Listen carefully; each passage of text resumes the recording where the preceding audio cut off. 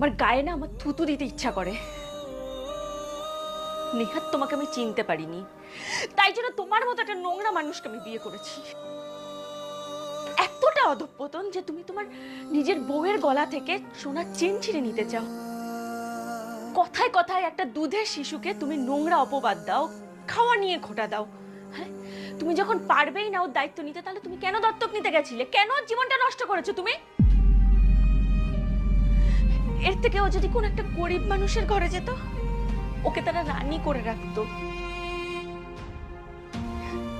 আমি শিওর ও যদি তোমার নিজের মেয়েও হতো, তাহলে তুমি ওর সাথে এরকমই করতে। তোমার নিজের ব্যর্থতার দায়গুলো তুমি ওর উপরেই চাপাতে,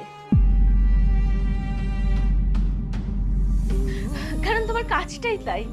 কখনো আমার